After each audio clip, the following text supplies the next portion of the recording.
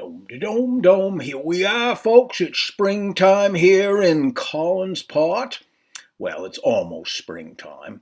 And this is here the beginning of episode 15 of Collinsport After Dark. Greetings. I'm your host, Alan Gallant, and here we are once again in the Chris Jennings Memorial Hotel Room in the beautiful Collinsport Inn in beautiful downtown Collinsport, Maine. Today we've got a very special treat for you today. It's called the Dark Shadows Viewmaster Reels. And from 1968 to 1974, you could buy them in your local hobby shop, your Kmart, whatever, whoever carried these fellas. And today we're going to go down memory lane here. And so I'm going to start here with reel number 1. And I got my reel, my Viewmaster here. Oh, let's see what we got. Oh, it's Nicholas Blair. Oh, there's Angelique in hell. Oh, no, not hell. In that place where Diabolos lives, right? Yeah, wink, wink, nudge, nudge. What else I got here? Oh, well, I got Maggie, and I got, Nicholas and Maggie, look out there, that's some hot stuff. And then I've got, there she is, Dr. Julia Hoffman. Oh, this thing is wonderful. And it covers the early 600s in 1968 from around episode 601 right through until almost episode 630, I believe, something like that. We'll go over all the details of that later. But first, let's just drop the intro, shall we? Welcome to Collinsport After Dark. This is a Dark Shadows podcast. With your host, Alan Gallant, and of course the whole host of things that go bump in the night. And now, ladies and gentlemen, the latest episode of Collinsport After Dark. This is an ABC color presentation. See here, cards, yeah, no, not that part, no, books, no, paperbacks, collectibles. Oh, there we go. I got my own little section in this book here called The Dark Shadows Viewmaster Reels. Made this a few years ago. Yeah. Some of it was based on an article that was put out by Doctor of Letters, Dr. Jeffrey Thompson, back in the 80s. And I think he subsequently may have updated them once or twice. I know he did with the comic books and so on. Jeff is a Dark Shadows superfan from way, way back. Participated in many of the conventions over the years. And also was a professor of record for many years as well. Smart gentleman. And I will say that his treatise on the Viewmaster Reels first appeared, I believe, in the World of Dark Shadows back in 1984. If it appeared before there, somebody can correct me on that. But that's where I first saw it anyway, in the World of Dark Shadows. And it's pretty good. He talks about the various forces of evil that were going on at this point in time in 1968, where all the photographs were taken for the Viewmaster Reels. He talks at length about how many characters appeared and what, and I'll probably quote some of his data from here, and I will also give him full credit for that as well. So, Jeff, many thanks for all of your hard work on this as well. But in the meantime, Mr. Music's going to show us all of the lovely slides from 1 to 27 of this wonderful set. And if you don't have this set, I recommend it highly. You can usually buy it for a reasonable price on eBay if if you're patient and you pick around a little bit. And I will say, this is definitely one of the primo products that came out during the actual run of the show. This came out in 1968 and was available through 1974 at your local Kmart, etc., etc. And so, Mr. Music, if you're ready, show us what you got.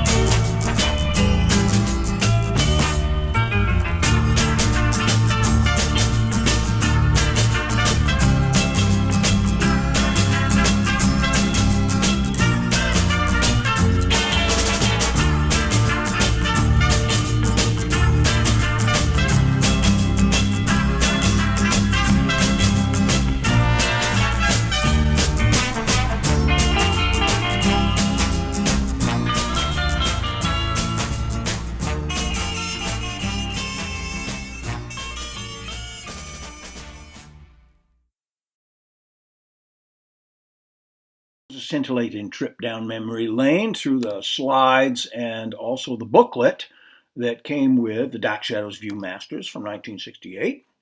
I'd like to take this moment to thank Dr. Jeff Thompson, who was a long-time teacher, professor at Middle Tennessee State University, has a PhD in English, actually, and taught there from 1985 full-time till recently.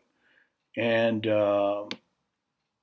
he's also, of course, because of his interest in Dark Shadows, has written several books on Dan Curtis and his exploits in entertainment, including some material on Dark Shadows. Now, he's a Rondo Award nominated author, and the books included in that nomination are The Television Horrors of Dan Curtis, Dark Shadows, The Night Stalker, and Other Productions, published by McFarlane in 2009.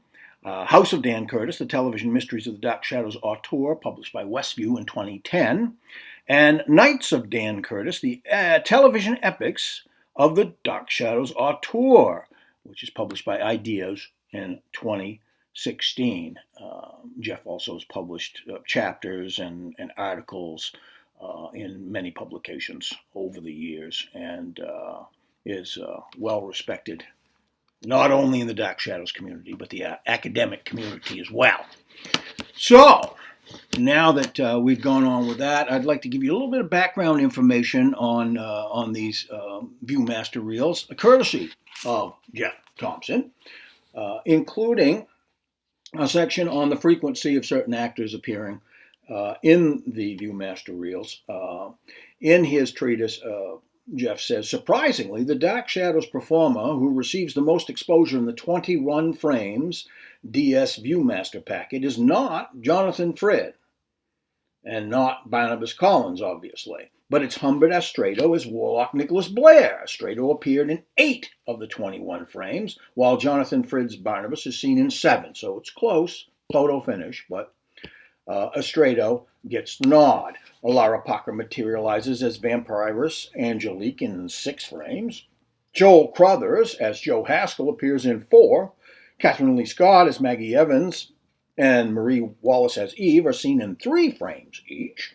And Joan Bennett, Elizabeth Collins Stoddard, Roger Davis, Jeff Clark, Peter Bradford, and Grayson Hall as Dr. Julia Hoffman appear twice. 5 other Dark Shadows regulars are included in 1 Viewmaster frame each, and they are Clarice Blackburn, Mrs. Johnson, Thea David as Professor Stokes, Louis Edmonds as Roger Collins, Alexandra Moltke as Vicky Winters, and Robert Rodan as Adam. Balberith, as he's mentioned here, which in the series he was called Diabolos, the hooded Prince of Darkness, appears in 2 frames. According to Doris Stoner, this is also from the article, who is Consumer Affairs person at GAF Corporation in Portland, Oregon, or was at that time, the Dark Shadows packet was listed in 11 editions of the Viewmaster order form, beginning with the April 1969 form and ending with the June 1974 form.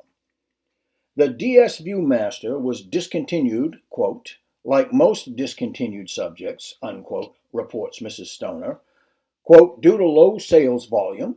Sorry, it's no longer available, hasn't been for quite some time. And that was confirmed back in the 80s by Jeff contacting this lady, Mrs. Stoner. All right, so there's some interesting information from my little black book that I've also put Dr. Thompson's article in there. So now I think what we want to do is go down the line. First of all, let's take a look at the cover of the packet. This packet is really quite attractive with the words Dark Shadows in purple letters. The whole thing is it's a folio in it, the little booklet printed in many somber colors. You always got a kick out of that. As you can see, there is one of the trademark candelabras appears not only at the side of the Dark Shadows font, but also in one of the photographs. These photographs were all taken during that timeline. They're all kind of iconic. There's Nicholas Blair getting ready to try to drive a stake through Angelique's heart with a spider in the background. There's Angelique showing off her fangs in front of the portrait of Barnabas Collins, and then there's Barnabas Collins in the old house looking around, looking quite anxious and not sure of himself.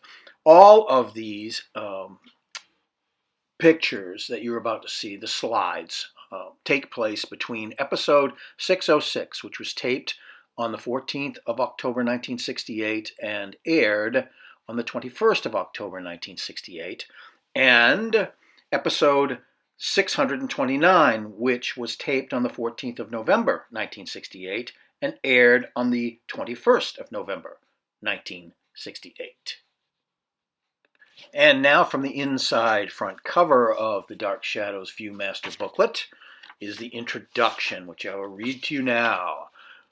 Dark shadows, dark were the shifting shadows that waxed and waned among the turrets and gables of the great house of Collinwood. Darker still were the shadows that deepened over the souls of those who dwelt within, shadows of fear and evil and despair. It was fear and a desperate necessity that drove Barnabas Collins to leave the house in the dead of night to make his way to a lonely dwelling by the sea. Asleep in that house was Eve, a strange being whom he must destroy before her evil genius could destroy Adam, her hapless mate, within whose man-made body pulsed the life force of Barnabas himself. He didn't know that behind this reasoning was Angelique, who wanted Eve killed to thwart the warlock Nicholas, who had great and terrible plans for Eve and Adam. As the curtain lifts, we see Barnabas stealthily approach Eve's bed, the lethal hypodermic in his hand. Overcoming his revulsion, he steels himself, flings back the covers, and as you can tell from this rather purple prose, the storyline doesn't exactly follow the show, but we'll also see some film clips to clarify that issue. So now on to slide number 1. Slide 1 from the Viewmaster set, and it is Angelique biting Barnabas in Eve's room from episode 606, which was taped on the 14th of October 1968 and aired on the 21st of October 1968. From the booklet, Viewmaster Reel 1. An exclamation of dismay escaped Barnabas's lips. The form beneath the covers was not Eve at all, but an artful dummy. He had been lured into a trap. But who? How? From the darkness came a low, mocking laugh, and he whirled, staring incredulously. You, he burst out, his voice hoarse with sudden terror. But I thought Nicholas. Again came the laugh. You thought Nicholas had destroyed me. Angelique, your old love. Well, he didn't. At the last he let me live. And now, Barnabas, she moved a step toward him. He tried to recoil, but the heavy bed stopped him. And now, this is what I am. The lovely lips parted in a smile, and Barnabas froze in horror. In her mouth were not ordinary teeth, but fangs. As the hypodermic clattered to the floor from his nerveless fingers, she lunged, clasped him in her arms, and he felt those wicked fangs pierce the flesh of his neck.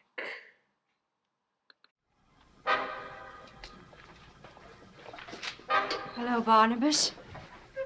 Angelique! It isn't possible. Oh, you thought you were rid of me, didn't you? Well, you were wrong. But you'd gone. That's right.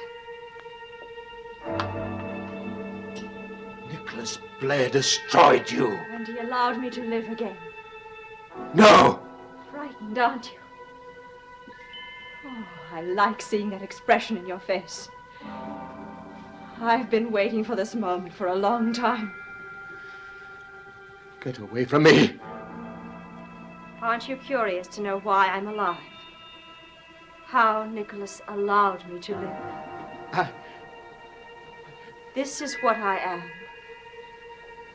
This is what Nicholas has made me.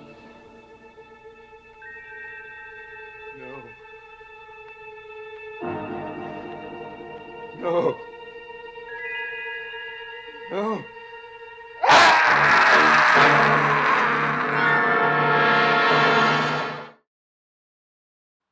Viewmaster slide number 2 in the Dark Shadows set is also from episode 606, and here's what the booklet has to say. Viewmaster Reel 1, number 2. His strength ebbed. He staggered to a chair. She knelt beside him, her hypnotic eyes fixing him. Now you are mine forever, she whispered. You can never escape me. Your will is now my will. Open your eyes. Look at me.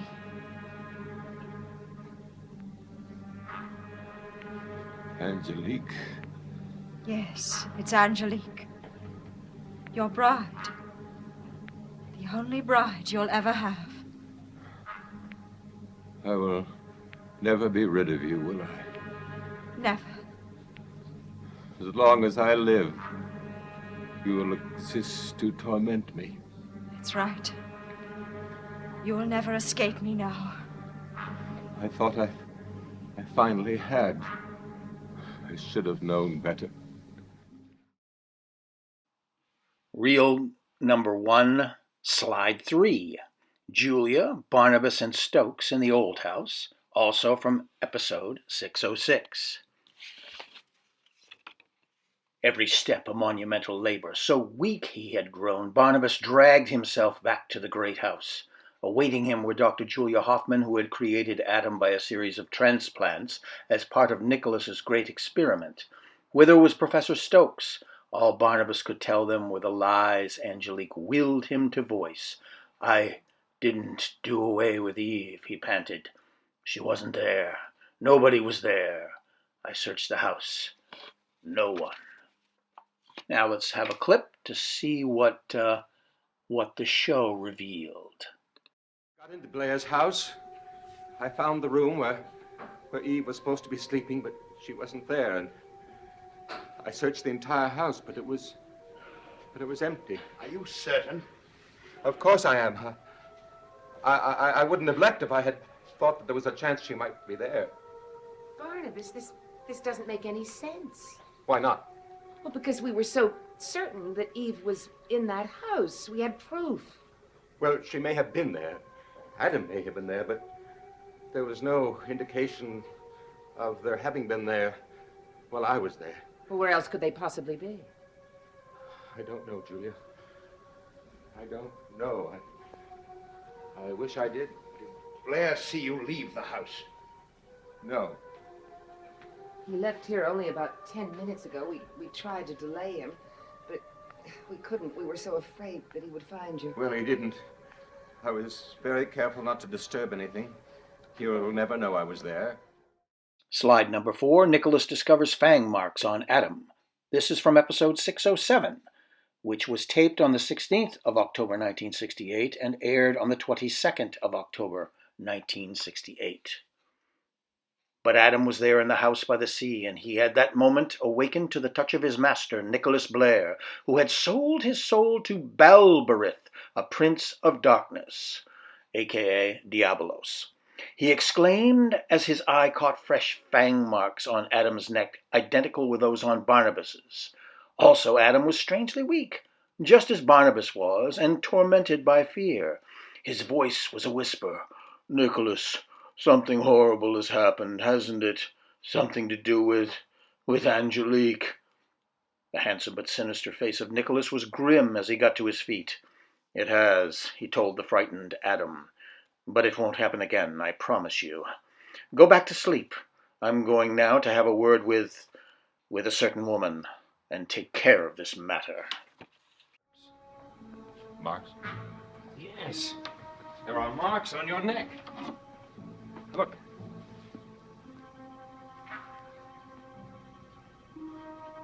Nicholas, where'd they come from? Don't you know? No, I don't know. I just know my dream. Your dream? Yes. My dream someone couldn't see attacked me. Attacked you? Yes. And then I felt strange. Weak. Frightened. I'm still frightened. What are you frightened of? I don't know. I just know I'm frightened. Moving on to slide 5, Nicholas warns Angelique away from Barnabas, also from episode 607. Confronting Angelique, Nicholas told her bluntly, "You will have to stop seeing Barnabas at once." "Stop seeing him," she retorted. "But I need him. You know that." "Of course I know it, but I also know, and so will you if you try to recall, what Eric Lang's tape recorder message was." Her face told him that she remembered. "Well, what he said was true. Just now I found fang marks on Adam, because of what you did to Barnabas. I forbid you to hurt Adam again, so you must find another to meet your needs. When nightfall comes again, summon Joe Haskell, not Barnabas." She sneered. "So you can have Joe's precious Maggie Evans for yourself. You—" He glared her to silence. He has something resembling wounds on his neck. He's weak and dazed, just as Barnabas is. I don't want anything to happen to Adam. You must not see Barnabas again. Nicholas, when I rise, I will need Barnabas. Well, you will summon Joe Haskell instead. I don't want Joe Haskell. Well, that's too bad, my dear. You must summon him anyway, not Barnabas. I know why you want me to summon Joe. It's because of that girl. Maggie Evans, you want her for yourself. That is beside the point. Now, the sun is about to rise. Do you want to stand here arguing with me, or are you going to do as I say? Slide 6, we see a glum Joe and Maggie at the Blue Whale, also from episode 607. That evening, Maggie found Joe at the Blue Whale drinking despondently. They tried to talk, but the evil shadow of Angelique was between them, and as night drew near, Joe left the tavern and went to her against his will. But filled with her unholy craving for Barnabas, Angelique rejected Joe, taunting him with the mirrored scene of Maggie in the arms of Nicholas. Maddened, he seized a letter opener, plunged it into his chest, and fell lifeless to the floor. The merciless Angelique thought only of getting rid of the body. She needed help. Barnabas, she whispered, knowing he must come in spite of himself.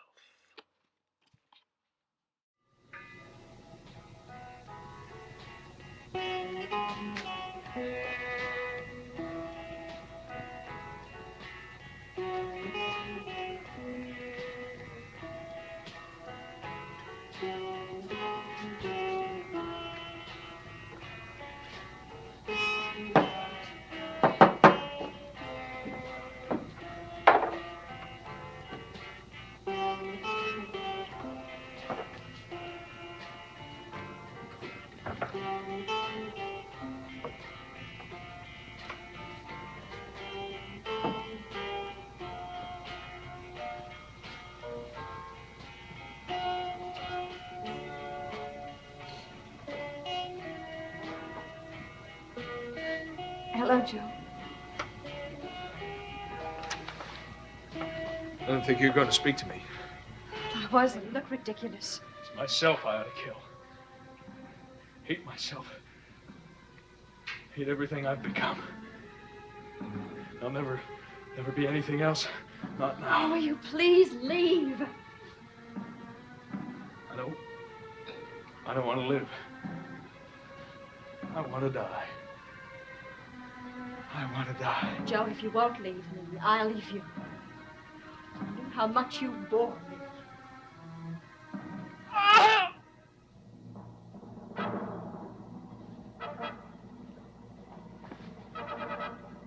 Joe?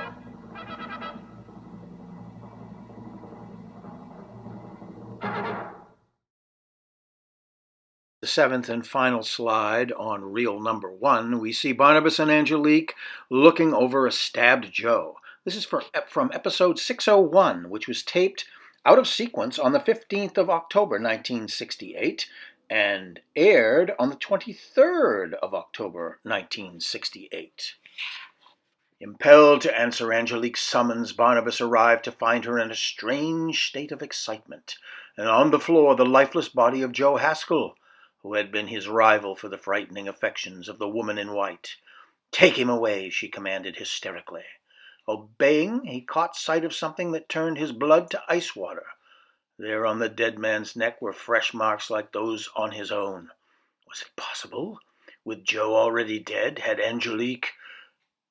His legs weak with the horror of it, it was all he could do to stagger out of the house with Joe in his arms. Barnabas? Oh, at last!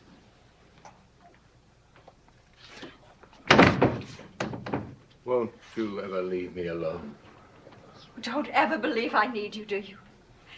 And I do. In so many ways. Look!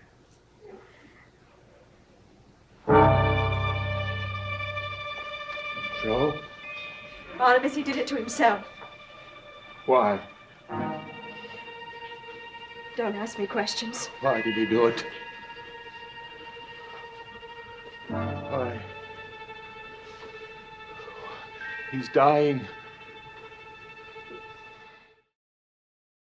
To reel number 2. And the 8th slide shows Eve accosting Jeff Clark and calling him Peter. This is from episode 610, which was taped on the 18th of October, 1968, and aired on the 25th of October, 1968. As fate would have it, the next evening was the time the mystery woman Eve chose to leave Adam's room for the first time, in defiance of Nicholas's orders, and on the terrace to encounter Jeff Clark. Recognition dawned slowly, then ecstatically. "Peter!" she cried out. "Peter Bradford!"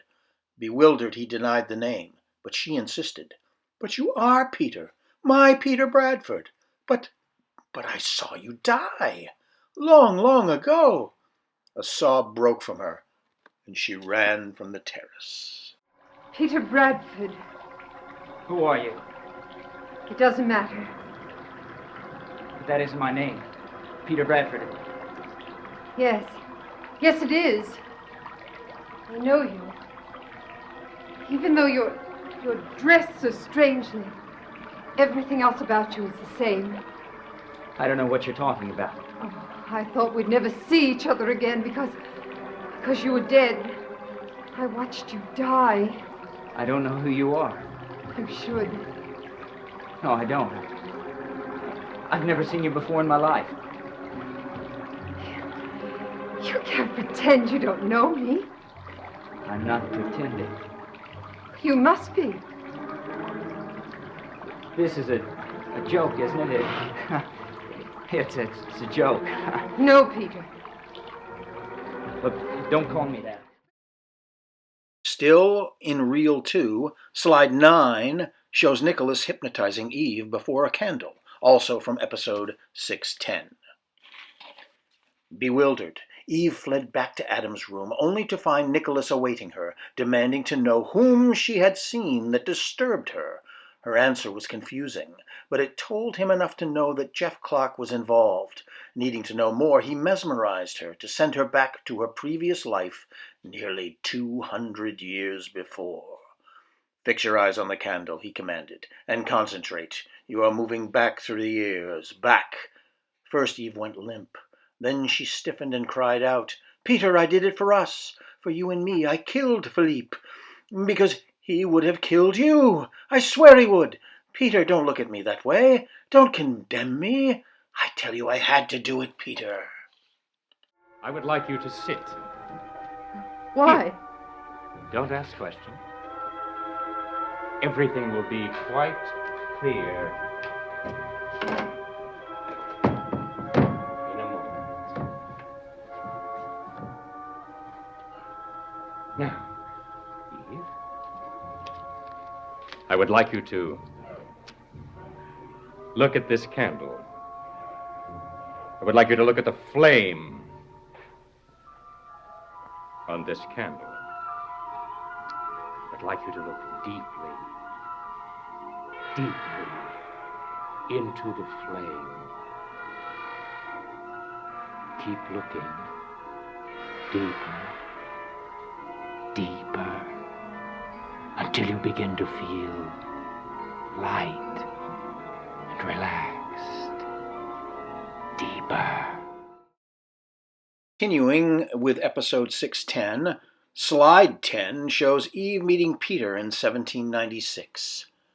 Such was the force of Nicholas's mesmeric power that for a time Eve lost all awareness of the present and returned completely to her previous existence in colonial Collinsport near the end of the 18th century.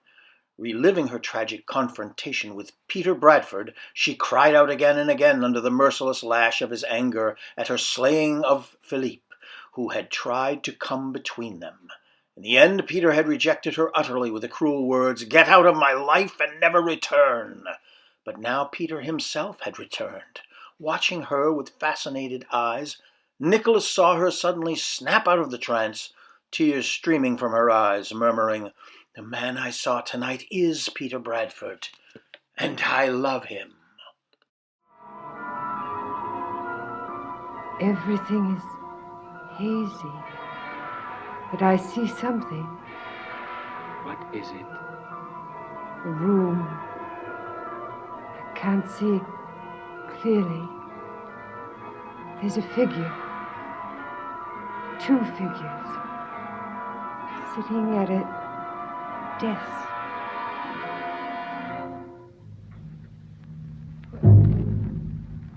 What are you going to do, Peter? I don't know. You're not going to tell them, are you? I should. I should tell them what an animal you are. Vicious and crazy. I did it for us, Peter.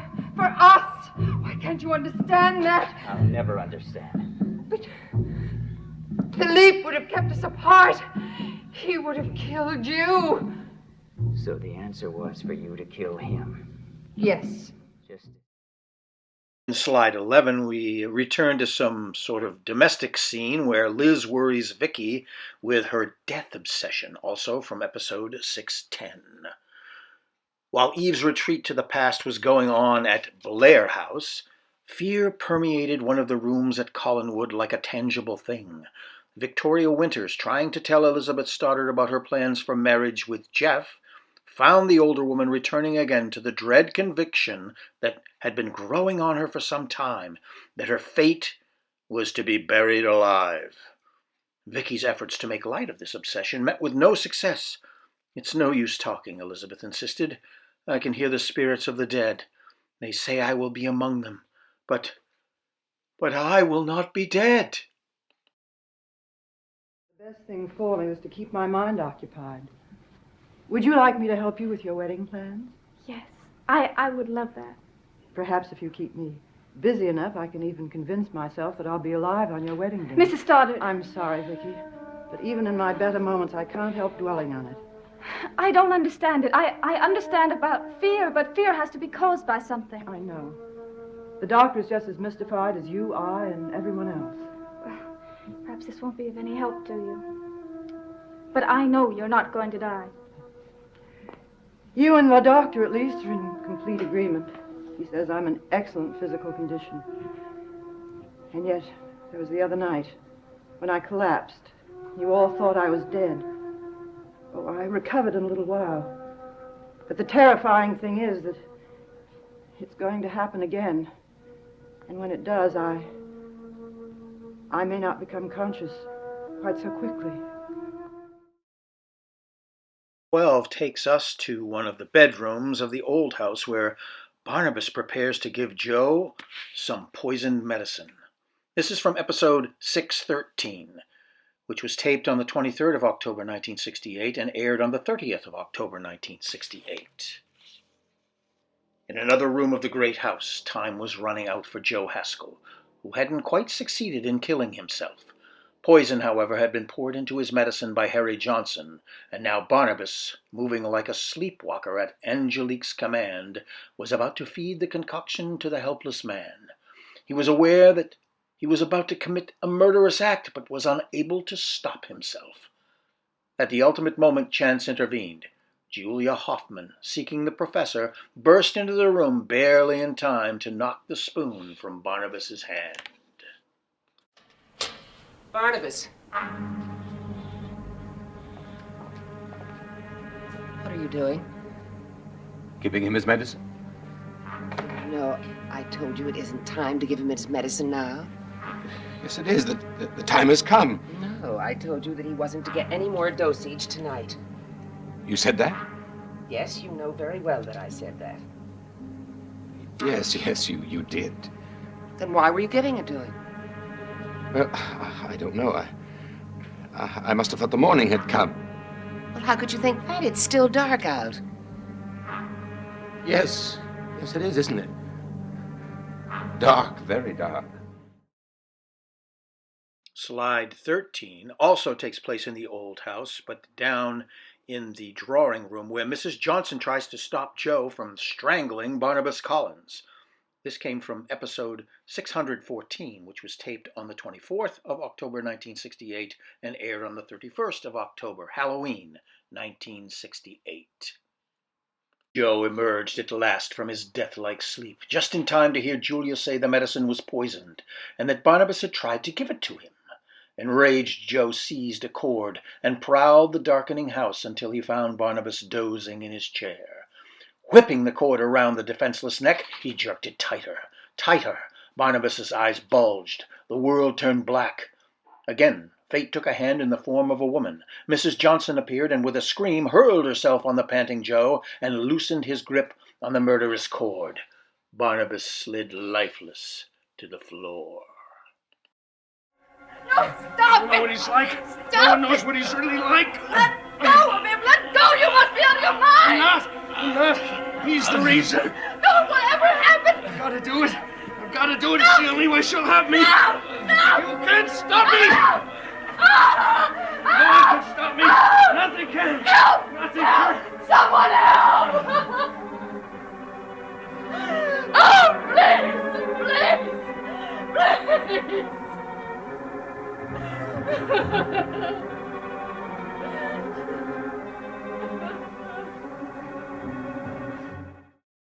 As an interesting sidelight, on the day that this episode 614 aired, there was a big Halloween party in the studio after the taping of episode 619. Here you see some folks there, and that's Don Briscoe wearing his fangs for the entertainment of some of the fans. And if you notice, that's Jacqueline Smith over there with Roger Davis out on the right-hand side. And here's Jonathan Frid signing autographs and giving out prizes and so on. And there he is scaring one of the local fans that were invited in to the studio for a Halloween party. And here's Humbert Estrado signing some more autographs for some folks. And here we see wearing a horn none other than Matt Hall and his mother Grayson. And then there was an after party for ABC stars after the kids left. Here we have the last slide from reel number 2, slide number 14, where Liz and Roger ponder in the mausoleum. This is also from episode 614. Now, Roger Collins, hoping to talk Elizabeth out of her obsessive determination to buy a new safe mausoleum, went with her to the family crypt. Sounds they heard there, interpreted by Elizabeth as spirit voices, turned out to come from Joe, who had come there, weak and terrified, to hide after his assault on Barnabas. Roger, after calming his hysterical companion, carried Joe back to the house. Soon I will be one of them. Only I won't be dead, Roger. That's why I've got to build my mausoleum. I've got to, otherwise I'll be lying in the ground like them. Liz, we came here to see if the mausoleum could be changed to suit you. No. Why? I don't know. I hate it here. The dead walk here. We can't see them, but they do. I know it. Liz, please forget that. It is not true. Please look inside.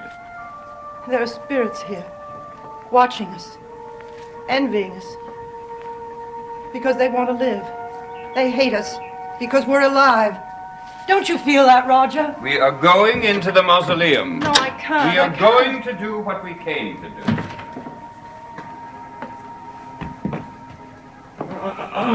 Do you hear?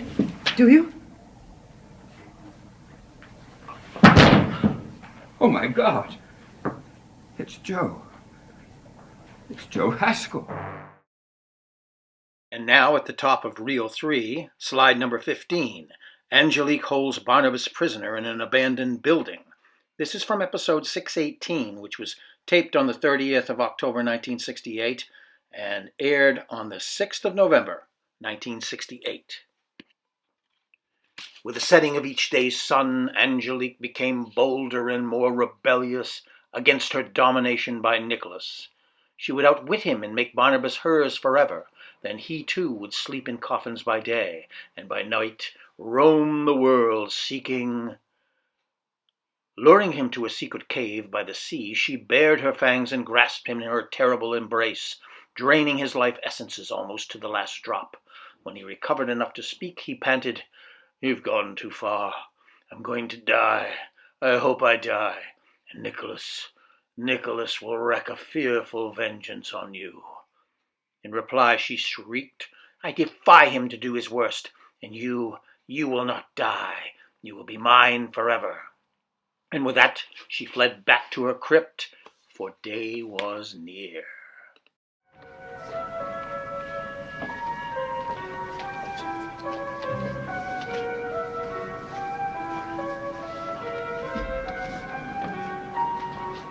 Where have you brought me?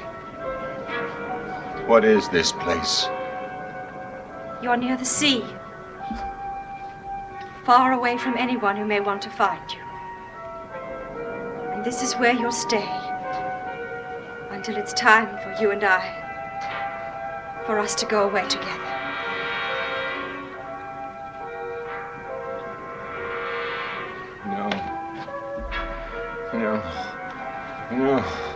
No.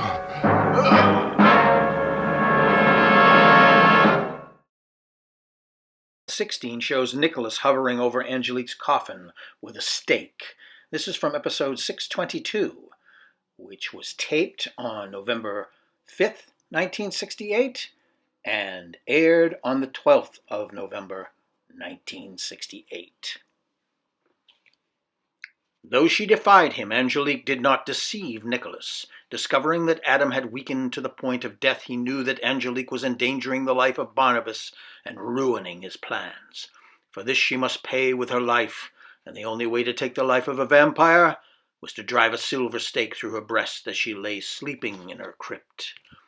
But when he arrived, armed with a hammer and stake, Angelique's coffin was empty. He trembled aghast, for he knew why.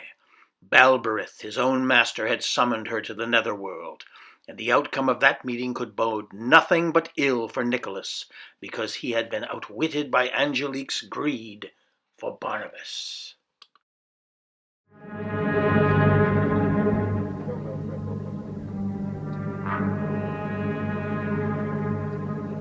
You're very fortunate in one way, Angelique. There will be no suffering, no pain. You will cease to exist without ever knowing it.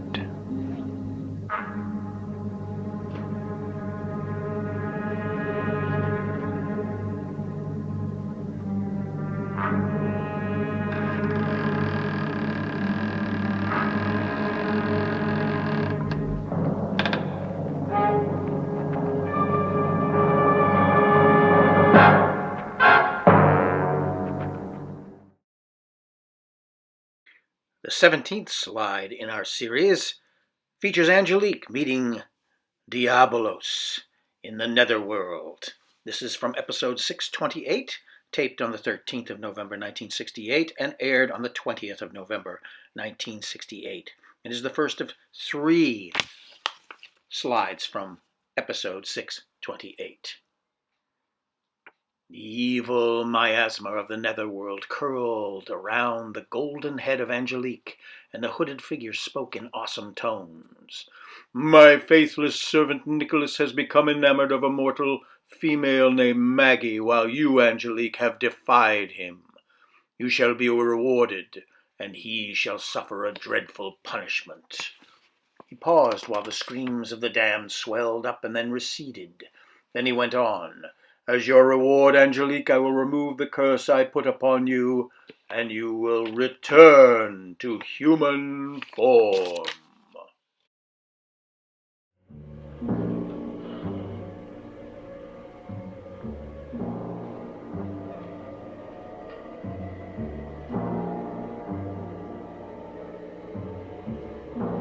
What is so important that you have called for me? It's about one of us. One called Nicholas. Ah, yes. He has failed you. What way has he failed me? You know he was sent to save me when I had been exorcised by a man called Trask. Yes. And you were to be punished for your ineptitude. I was. But after that, Nicholas became vindictive, unreasonable. Instead of helping me, he continued to punish me, to torment me. From what I know, you deserved it. Slide 18 sees a confused Maggie visiting Nicholas, also from episode 628. Only moments after the confrontation in the netherworld, Maggie Evans paid an unexpected call on Nicholas at Blair House. She seems confused, almost trance-like. What is it, Maggie? He asks uneasily. Why did you come here? I don't know, she replied. I only know I had to come. Something made me, some power that... Suddenly stark terror filled her eyes. Oh, Nicholas, she gasped. Everything is getting dark and I can't get my breath. Oh, Nicholas, help me. She reeled, staggered to the sofa, and collapsed. An unearthly humming filled the room. The lights went dim. Maggie! Nicholas, What a pleasant surprise. Come in. Here, let me take your things. thank you.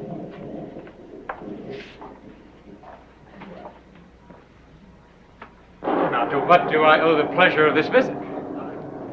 What did you say? I said, I'm always very pleased to see you, Maggie. Is there some reason why you came by this evening? No. Well, you don't need a reason. I'm always happy to see you.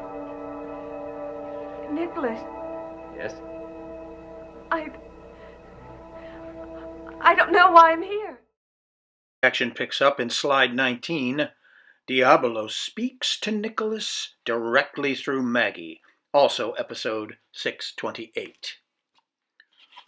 Nicholas! Every vestige of color drained from Nicholas's face. His name had been called from the throat of Maggie, but it was not Maggie's voice. It was the voice of Belberith, and the room seemed to pulsate with his unholy presence. Yes, master. Prepare to meet your judgment, Nicholas. Nicholas seized a chair back to support his weight. Judgment? He moaned. Tomorrow you will appear before me. Prepare yourself. What's happening? What's happening? Nicholas! Master, you were speaking to me through Maggie. Why? Prepare for your judgment. Judgment? Tomorrow you will appear before me. Be prepared.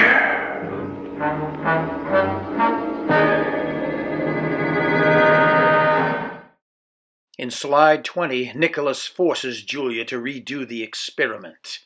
This is from episode 629, which was taped on the 14th of November 1968 and aired on the 21st of November 1968. With a supreme effort, Nicholas pulled himself together after Maggie had gone. His fertile brain worked swiftly. Balberith was calling him to account for letting Eve die and for other sins as well. With some kind of plan, perhaps he could stave off the utter destruction that threatened him. In a flash it came to him, and he dashed off to Collinwood to find Julia Hoffman. It all depended on her. Not even caring that Elizabeth was listening, he told her she must repeat the experiment, infusing new life into the dead Eve. Balberith needed Eve, so that she and Adam could start a new race of men who would be his servants. Horrified, Julia refused, and Nicholas played his trump card. Very well, then I will take Adam's life. Julia paled. Then Barnabas, too, will die. His answer was an evil smile. She stared at him with revulsion, but at last she sighed with resignation. So be it. You may bring Eve's body to my laboratory tonight. I don't care about Adam. Believe me, I will kill him. And you don't want that to happen, do you? No. And you study the journals and prepare the equipment. I don't know if it's possible to do the experiment at all. This situation is quite different than the second experiment. I understand that. I only want your answer. Well, I'll have to let you know tomorrow. After I've gone through the journals. All right. But I assume that your answer will be yes, and I shall proceed accordingly.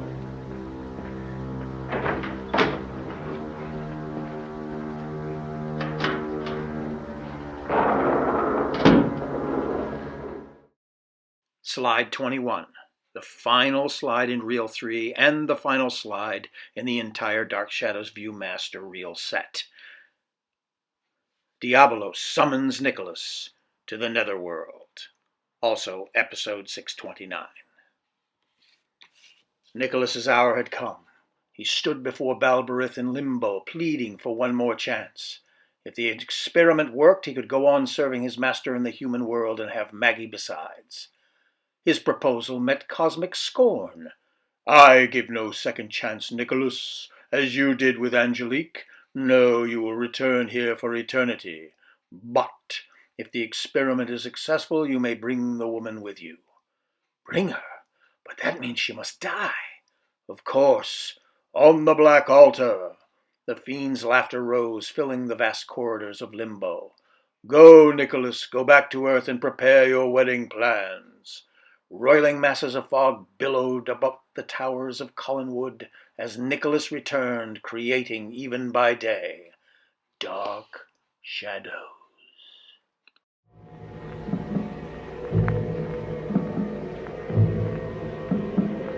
You do know why you've been summoned. I have my suspicions. No doubt you feel a certain sense of shame at having been outwitted by an inferior. That it is Angelique who is subjecting me to this? Of course. I ask you not to believe a word she has said against me. I have already witnessed your very human aspirations. You have allowed our plans to be ruined. That is not true! Because of your involvement with a mortal woman, you've lost control of everything, starting with Angelique, who is supposed to be your slave. She is not to be trusted. She is a vile, treacherous creature. All of which you knew when you made her what she is. You knew that if you ever let your guard down, she would betray you. She tried on 2 occasions and you stopped her. But each time you made the mistake of giving her one more chance. Oh, Angelique, you're up to your old dirty tricks there. Yeah. Oh, there's Professor Stokes. Only shows up in one slide here, but there he is in all his glory. Ah, yes, Adam. Well, this here's a lot of fun. This here's a lot of fun, too. And finally, this here's a lot of fun. Hope you enjoyed it. And once more, I'd like to thank Dr. Jeff Thompson for his indispensable help through his research along those years ago on these very same Dark Shadows Viewmaster reels. Also would like to give a shout out for his books. You can look up on Amazon. Just type in Jeff Thompson, JEFF-THOMPSON. And several of those Dan Curtis-based books will pop up. And if you're interested in them, you can find them there, for sure. Well, I think that's going to be about it for episode 15 of Collinsport After Dark. But before I leave, I better get ready because we'll be taping another show here for too long. Have a good night, have a good day, have a good week, have a good year. And also, maybe I'll see some of you at the 60th anniversary this summer. Planning to be out there in Los Angeles. Meet some of my acquaintances and friends out there as well. So it'll be good, and maybe I'll see you there.